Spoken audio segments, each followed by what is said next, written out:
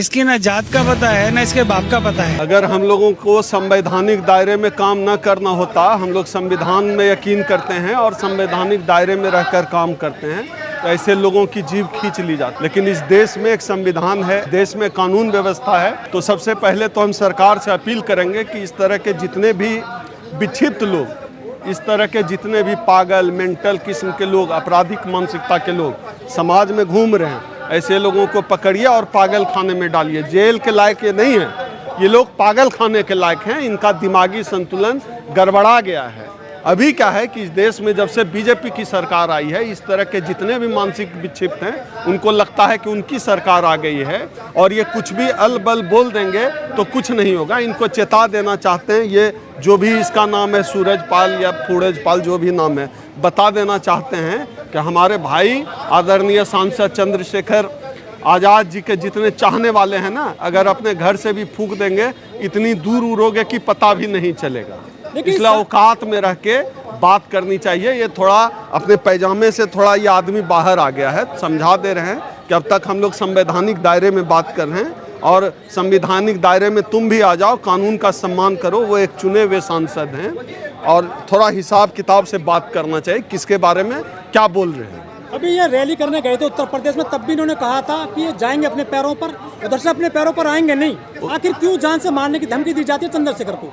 तो देख लिया ना धमकी देकर। बाराबांकी की घटना, बाराबांकी का कार्यक्रम था, गए भी उसी सांसद शेर की तरह और हमारे भाई सांसद चंद्रशेखर आज़ाद, और आए भी उसी सांसद। इस तरह के लोग जिसको कोई नहीं पूछता है, जिस तरफ लोग थूकना भी पसंद ना करे, इस मानसिकता के लोग, ऐसे घटिया नीच लोग, अपराधी मानसिकता वाले लोग ऐसे ही अलबल बयान देते हैं और सोचते हैं कि आसमान में थूक देंगे तो आसमान गंदा हो जाएगा। इस बेवकूफ़ को पता ही नहीं है आसमान में थूकने से क्या होता है। लाखों लोगों के वोट मिले हैं, माननीय सांसद हैं, आखिर इज्जत क्यों नहीं दे रहे हैं? आप समझिए वो किस बात की खुन्नस है। हाँ। इस बात की खुन्नस है कि जिस जाति से ये आता है, शेड्यूल कास्ट, दलित, चमार, जाटव, वो उनके लिए तो यही दृष्टि है ना कि ये तो नीची जाति का, ये नंगे पांव रहेगा। और देखता है शान से एकदम सफ़ेद शर्ट, नीला गमछा, ये कैसे बर्दाश्त होगा? ये बर्दाश्त ही नहीं होता, इनको बर्दाश्त ही नहीं होता है कि जो इनके सामने खाट पर भी नहीं बैठता था, आज जो है इस स्थिति में है कि सांसद बना हुआ है, Y+Z+ सिक्योरिटी में चला।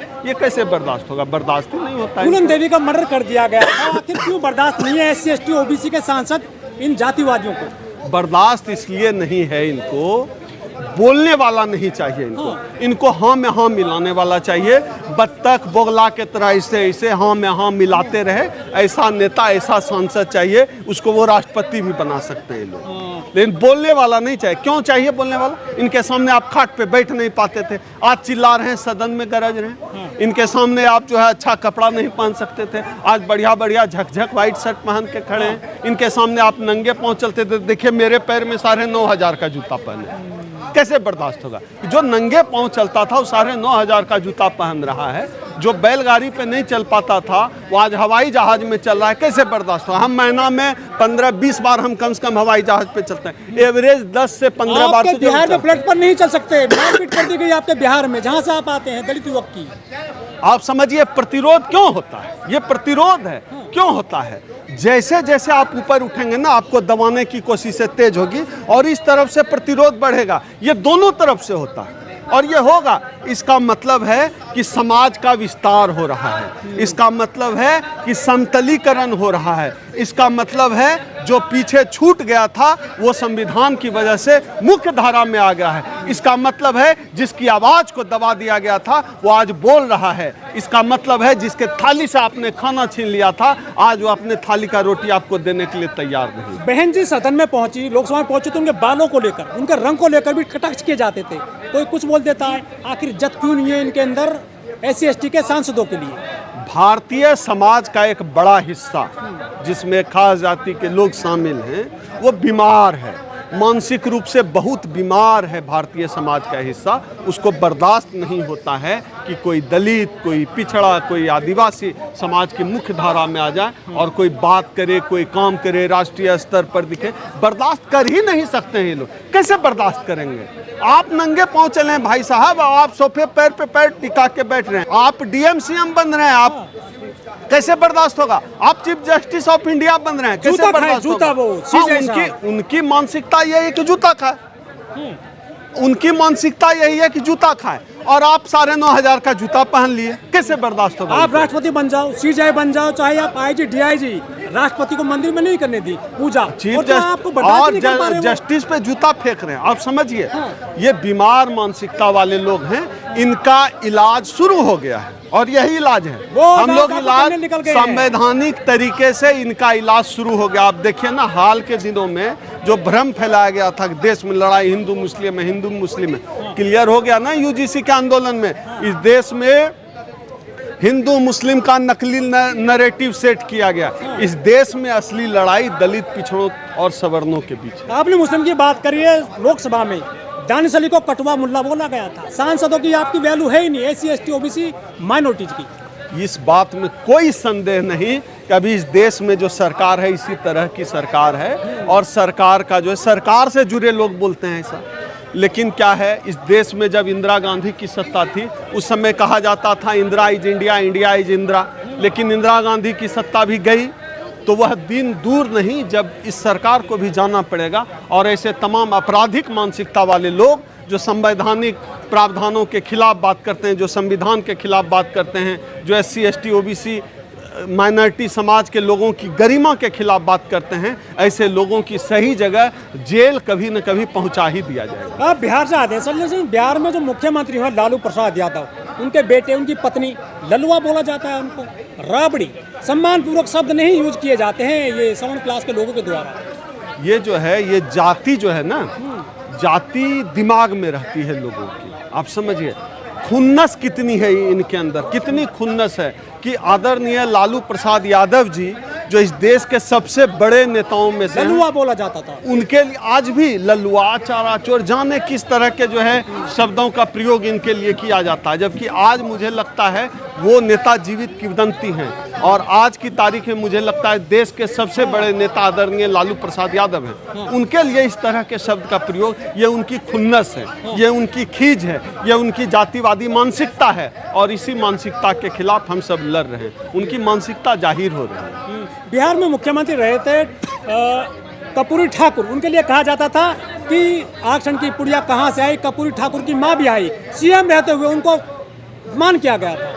ये तो होता ही है। आप कहीं भी आदरणीय मायावती जी के लिए देख लीजिए, लालू प्रसाद यादव जी के लिए देख लीजिए किस तरह का, आदरणीय मुलायम सिंह यादव जी के लिए देख लीजिए किस तरह का ये जो मनुवादी विचारधारा के लोग होते हैं, किस तरह की भाषा, किस तरह के शब्दों का प्रयोग करते हैं, आप देख लीजिए। और सबसे बड़ी बात है हमारा संयम देखिए। इसके बावजूद हम संयमित होकर, क्योंकि हमारी जितनी आबादी है, अगर हम उनकी तरह गुंडागर्दी पे उतर जाएं तो वो तो ये दुनिया से ही डिलीट हो जाए। लेकिन हम लोग संवैधानिक दायरे में रहकर हम लोग अपना काम कर रहे हैं। ये चाहते हैं कि हमारे समाज का भटकाव हो जाए, ये चाहते हैं कि हम हिंसा पर उतारू हो जाए। लेकिन आपके चैनल के माध्यम से हम बता देना चाहते हैं, तुम कितना भी उकसाओगे, हम संवैधानिक दायरे में ही अपनी लड़ाई को लड़ेंगे। और जाति को लेकर तुम्हारे मन में जो कुंठा है वो हम समझते हैं, तुम्हारा दर्द हम समझते हैं। हम जब कहते हैं, कोई दलित पिछड़ा जब अपनी बात कहता है, तुम्हारे पेट में मरोड़ उठता है। याद रखो, ये दर्द देना हम जारी रखेंगे। आप घोड़ी पर नहीं चढ़ सकते, आप जो है बढ़िया ब्लड नहीं यूज कर सकते, आप पर हमला किया जाएगा।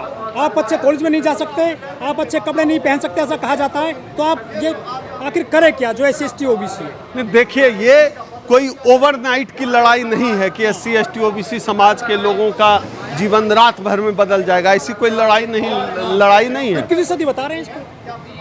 ई रामास्वामी पेरियार लड़े, ज्योतिबा फुले लड़े, मान्यवर कांसीराम लड़े, बाबा साहब अम्बेडकर लड़े, और तमाम लोगों ने, बहन मायावती जी ने लड़ाई लड़ी, आदरणीय रामविलास पासवान जी ने लड़ाई लड़ी, डॉक्टर उदित राज जी ने लड़ाई लड़ी, रामदास अठावले जी ने लड़ाई लड़ी, आदरणीय लालू प्रसाद यादव जी ने लड़ाई लड़ी, मान्यवर वामन मेश्राम साहब लड़ाई लड़ रहे हैं। ये लड़ाई बहुत पहले शुरू हुई है, और हमारे लिए हमने तो पानी पीने का हक भी लड़के हासिल किया।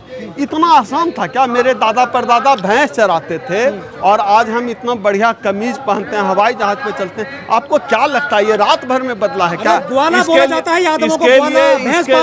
इसके लिए बहुत सी कुर्बानियां देनी पड़ी। और आज जो है भैंस को, यादव को आप ग्वाला कहते हैं, भैंस चराने वाले कहते हैं, और सोचिए कि वही यादव जो है मुख्यमंत्री बन रहा है, वही यादव जो है अलग अलग जगह। आप समझिए ये लड़ाई है, ये कन्फ्लिक्ट है, ये कन्फ्लिक्ट चलेगा।